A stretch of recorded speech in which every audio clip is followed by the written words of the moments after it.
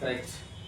10th class మన public exams లో English లో మెయిన్ గా question number 22 editing the passage అని ఇస్తాడు. ఏమి ఇస్తాడు? Editing the passage.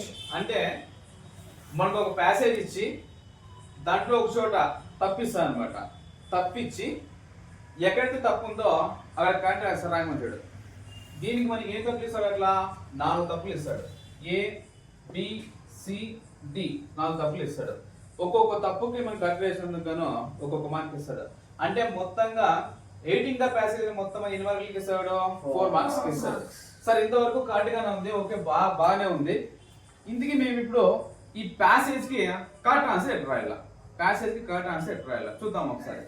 Editing the passage అన్నప్పుడు ప్యాసేజ్ లో తప్పు ఉందో మనం కనుక్కోవాలంటే కనుక మనకి కొన్ని బేసిక్స్ ఎలిమెంట్స్ మీద పట్టు ఉండాలి. ఎలాంటి వాటి పైన? Parts of speech, tenses, modals, to infinitive, prepositions, conjunctions, concord, articles.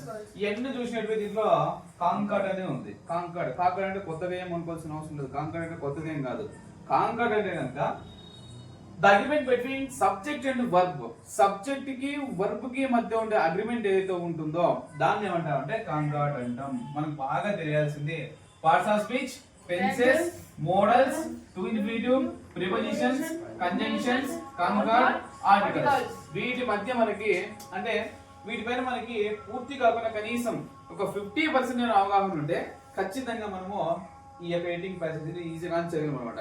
ఎవరికైతే వీటిలో కనుక సరైన పట్టు లేకపోతే ఎడిటింగ్ ద ప్యాసేజ్ ఆన్సర్ చేయడం కొంచెం కష్టం అనిపిస్తుంది. సో అందుకోసం మనము బేసిక్ క్లాసెస్ లో అంటే 8th క్లాస్ కానీ 9th క్లాసెస్ లో కానీ గ్రామర్ బేసిక్ ఎందుకు వెళ్ళండి కనుక సో రీజన్ ఇదే అనమాట. అందుకే ఇంగ్లీష్ గ్రామర్ బాగా వచ్చింటేనే మనం బాగా ఆన్సర్ చేయగలుగుతాం. అది రాయాలి అంటే వీటిపై మనకు పట్టు ఉండాలి. పార్ట్స్ ఆఫ్ స్పీచ్ అంట, టెన్సెస్ అంట. సో ఇంగ్లీష్ గ్రామర్ మొత్తమైన పట్టు ఉంటేనే ఎడిటింగ్ ద ప్యాసేజ్ పైన పూర్తిగా చేయొచ్చు. సరే, మనకి ఒక ఎగ్జాంపుల్ ఇచ్చారు ఇక్కడ. ఒకటి ఏమైంది ఇక్కడ ప్యాసేజ్ ఇచ్చారు మా We are a part of an earth and it is a part of us. The perfumed flowers are our sisters, the deer, the horse, the great eagle are his brothers.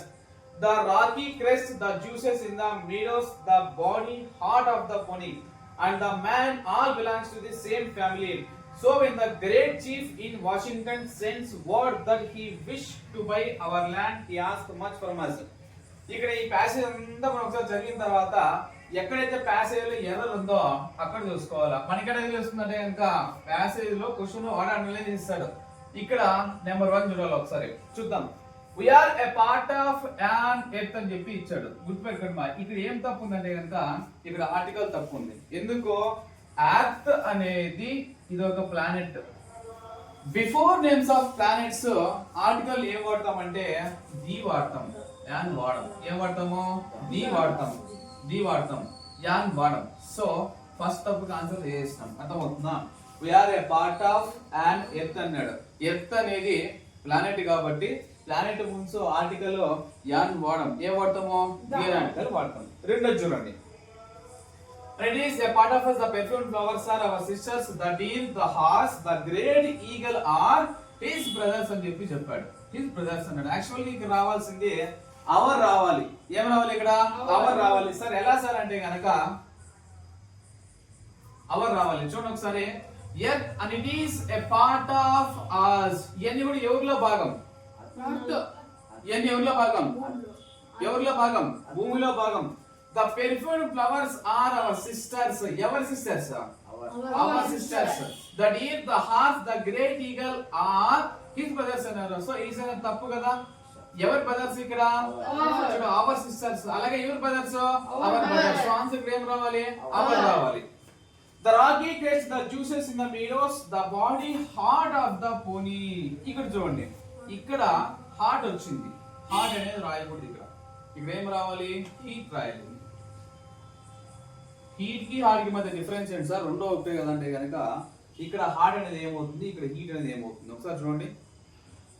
ఈ heart కి heat కి మధ్య difference ఏంటి? Heat is explained by body temperature. అంటే ఇక్కడ noun ఇచ్చాడు. ఇక్కడ ఏం రావాలి? యాక్చువల్ గా వర్బ్ రావాలి. ఇక్కడ ఏమి ఇచ్చాడు? హార్ట్ అనేది నౌన్ అమ్మా. హార్ట్ అనేది ఏంటి? నౌన్. ఈ నౌన్ అనేటువంటి దానికి ఇక్కడ మన నౌన్ రాకూడదు కాబట్టి వర్బ్ రావాలి. సో హార్ట్ కి వర్బ్ ఏంటి అంటే కనుక హీట్ అన్నమాట. సో ఆన్సర్ ఇస్ ఇక్కడ heat. Next one, last one చూద్దాం ఒకసారి. So when the great chief in Washington sends word that he wished to buy our land, he asked much from us. ఇక్కడ చూడండి ఒకసారి విష్ అన్నాడు. Wish అన్న తర్వాత ఇక్కడ ముందు సబ్జెక్ట్ ఏముందంటే కనుక he ఉంది. he అనేది third person singular. Simple present tense లో ఏ టెన్స్ లో సింపుల్ ప్రెజెంట్ టెన్స్ లో సెన్స్. ఇక్కడ చూడండి ఒకసారి the great chief in Washington sense అన్నాడు. Sense word that.